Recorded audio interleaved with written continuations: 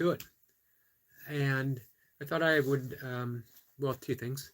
We'll try to make this relatively short, 20 minutes maybe, half an hour. Of course, that all depends. If some friends stop in, or even some strangers, friends that I haven't met yet, and they're up for an actual conversation instead of asking me silly questions. Um, I don't mind the silly questions so much, except I don't have an answer. So um, that's the kind of stuff that you like to do. Welcome, I guess. May as well do it here as anywhere else. And I certainly don't mind my friends stopping in. And as Burpee Bandit had mentioned early this morning, or maybe it was yesterday, um, that he felt like maybe he got me off track with some questions. But really, that's part of the conversation. And that's all this is. I don't come here really with a theme so much to talk about as to just have a discussion. Sometimes the discussion takes place with me and the camera, how it unfolds. And sometimes I have friends like Burpee Bandit or Hybrid Gem or whomever. Sometimes Mocha pops in. All of it's good. All of it is exactly what's needed to expand the conversation and to get me thinking outside my own box, because we all have them. We all have these perimeters that we've painted around ourselves, for better or for worse. Um, but sometimes they block the view. We're expansive by nature, and yet we continuously, constantly put those perimeters around us. We can't see past that.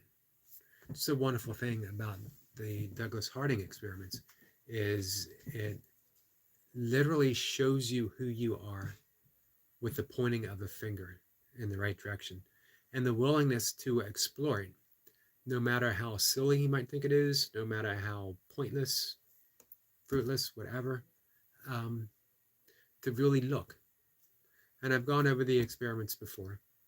It's about pointing at an object, any object. Start with the floor and just point. Notice that it's an object. Notice that it appears to be separate from you. It's its own thing, its own thingness. We could work our way up if we wanted to. I can point at the camera. I can point at my computer. I can point at my desk. All of them are objects. They appear to be separate from me. I appear to be the observer of the object. And I look at my hands. I look at my torso. I look at my legs. I appear to be an object. All of these things are me. Sort of. You keep going up. You get to where your head is, and you point, and you look in the direction that you are pointing at. I'm not looking at my finger. I want to look this way and explore what I see. Now, here's the interesting thing. I don't see anything in this direction. Maybe the tip of my nose, maybe the tip of a mustache, maybe the outer rim of my glasses. That's not me, though. I'm not glasses. I'm not a tip of the nose. I'm not a piece of a mustache. I've never seen my face before. Odd thing to say, considering I'm looking at a camera right now, and it is showing me, I assume that's me. I look in a mirror every morning, brush my teeth, sometimes when I shave, or when I shave sometimes, I guess would be the proper English. I've seen photos. I see playbacks of the videos. But I've never seen my face. I've seen representations of my face. I've seen reflections. I've seen photographs. I've seen drawings, sketches. I've seen myself on a screen. but I've never seen my actual face. When I look in this direction, what I see is absolutely nothing, emptiness. And yet it's an amazing emptiness because it's holding everything in it. It's holding this body right now. It's holding the room right now. It's holding the camera right in front of me right now. If I step outside my house, it's holding everything that appears in my neighborhood, everything that appears in my county, everything that appears in my state, my country, my world. And if I look up outside, my emptiness, the emptiness that I am, is holding the universe, every single star in existence. And it's seamless. There's no place where this emptiness ends and things begin, where solidness begins. It's a seamless display of emptiness to solid, emptiness to solid. It is a living example of the Zen Heart Sutra, the Buddhist Heart Sutra. Emptiness is form. Form is emptiness. And all it takes is pointing. Years of meditation, and that escaped me. I was still looking for that elusive enlightenment. Now I got a world of benefits from meditation. Transformed my life and still does. I won't stop meditating for anything because I love that inner exploration. Not to mention the benefits it brings my outer life or my seeming outer life. It's the same with other forms of practice. My yoga. I love doing headless yoga where I realize this emptiness and then I just flow in my practice. Especially certain postures. Shoulder stand. From that perspective, seeing this emptiness and legs just spreading up. Reverse order of how I seem to carry myself through the day. Head up here, feet down here. Getting that handstand or the shoulder stand. There's no head, there's emptiness with feet appearing straight ahead. Absolutely amazing. So that is actually Satori, Zen, instant awakening. Knowing your emptiness, knowing yourself as emptiness. And then going about the rest of your life exploring how that emptiness opens up to the entire world and how the entire world flows back to that emptiness. And the real world implications of this is the literal meaning of Namaste. The light that I am salutes the light that you are. The emptiness here embraces the form that's appearing in front of me, you. The form that's in front of me, you, is opening up to embrace me. Again, real world implication. How can you not have compassion for someone that is providing you the emptiness in which to appear? Doing you that favor of existing so that you may exist, so that you may come to form, of being emptiness so that you can come to form. How can you not have empathy when that's a shared experience? It's a shared beingness. My emptiness providing you the place to be. Your emptiness providing me a place to be.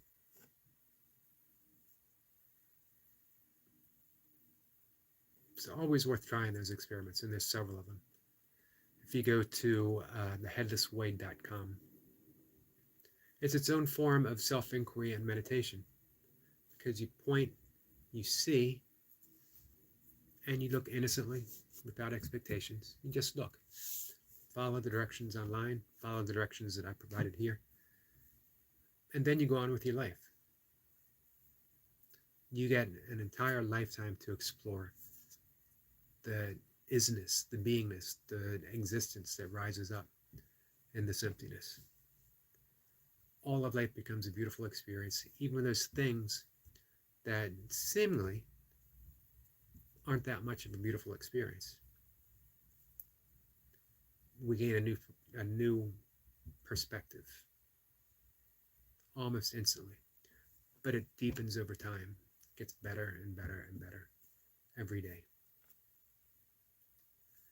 At the same time, if this is emptiness becoming form, then it's always becoming, always flowing, never not existing. It can pretty much put the fear of death in its proper place. We don't want to die, of course. However, when you see that emptiness, who is it that's dying? What is it that's dying? Is it actually ceasing to exist, or is it simply becoming something other? We know, scientifically speaking, that the particles and the atoms and even the molecules that we exist as of now were something other before, and that every particle in our body is going to be replaced within a year's time, 98% of those particles, which means we're constantly becoming something else. We're constantly dying right now. And yet, in an instant, we're reborn. Miraculously, we're reborn the same.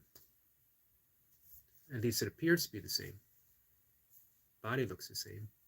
Mind seems the same. The awareness that I am is absolutely the same. That's the one thing that hasn't changed. When I came into this world, I was aware. When we all came into this world, we were aware. We had no words to give that awareness concept, to give the objects of our awareness. We had no labels. We had no descriptions. No one had told us, hey, this is what this is. That's your mom, that's your dad, that's your brother, that's your sister. All we knew was, hey, aware. All we knew was this awareness. It's only later when things started to become something. Our parents pointed out, hey, that's the dog, that's the cat, that's the door, that's the window, that's fire, don't touch it. Things became objects, but for a brief period of time, everything was a seamless extension of just that awareness. Now, when we became toddlers, that awareness was still there, but now we had words to apply things to. When we were teenagers, even more aware, and maybe even a little self-absorbed for some of us. Some of us outgrew it in the 20s, some it took us a little bit longer. Through all those years, all those decades, every stage of life, the one thing that remained, our bodies changed, our personality changed, our outlook on life changed, our careers changed, our roles changed, everything changed. One thing remained unchanged. One thing remained the same. One thing remained absolutely changeless, and that was our awareness all that time. Why do we think at the end of our stay here that awareness would vanish? When we get tired, we're aware of that sleepiness. When we fall asleep, we're aware of our dreaming, the dream states, mental activity. When we are in that deep state, we are aware of the nothingness that is happening during that deep sleep. It's the same as when we meditate. When we meditate, we have thoughts. We think the mantra, and then we'll have a thought. Sometimes the mind runs away with that thought and we get caught up in it. Stream of thoughts. And then we come back to the mantra, and we come back to the mantra. Then we get absorbed in the vibrational quality of that mantra. Somehow we slip in between the thoughts that we're having. or the thought that we're having and the mantra, we fall into the gap. The gap is that ever-present space in between every thought that we have, every thought that we ever had. And it's not just in between, it is all inclusive. It's everything. It's consciousness itself. It's the mystery of the universe existing right here, who we are, what we are. But we'll have a vibrational thought, frequency. We get caught up into it. We think the mantra. In between, we fall into the gap. However, we don't know it because the gap is emptiness itself, nothingness, the absolute. How can you know anything in the absolute emptiness of beingness? It's the same with deep sleep. We know only the absence of things. We're aware of the absence of thought. We're aware of the absence of mental activity. Things are still churning though. Awareness is still present. Otherwise, what would we come back to? So, that is the Headless Way, and that is meditation, mantra meditation, a brief little description. Didn't occur to me that this was going to be the theme that we're going to talk about, but I'm happy it is. One thing I want to mention with meditation, and then we'll wrap things up for the day, is the balance of, especially my burpee friends here in the burpee community, balancing out the hard stuff we do. Burpees, pull-ups, push-ups, squats, kettlebells, ultra running. It's important to balance that out. Something softer. Yoga, meditation, Tai Chi, Qigong, something along those lines. All of those things. Whatever strikes your fancy, this is what you want to do. But, you know, the motto, the maxim, stay hard, impossible. Life will break you of that eventually. Nothing the matter with going hard when you're ready to, but know how to approach life in a softer manner. Know how to approach life as it comes. Not always trying to force things the way you would like them to be. Not always using your body to force things to be a certain way. It's been a big revelation for me in my own training of just allowing the session to tell me what I should do. This is the number of reps I should get. This is the exercise selection that I do. We could say it's listening to the wisdom of the body, but it's all just wisdom. The wisdom of the body isn't separate from the wisdom of the mind. The wisdom of the mind isn't separate from the wisdom of the universe. It's just learning to listen, tuning into that frequency. So balance things out. Find something that is restorative as a practice. Watch what happens. All right, guys, I'm going to wrap it up there for today. Coming in at almost 20 minutes. Nice little change of pace. I've had some marathon sessions past few days with good friends popping in and helping me along in the conversation. Again, always appreciate that. I am not thrown off track. Part of the art of conversation. So, that said, I will see you guys tomorrow. You have a good day. Take care.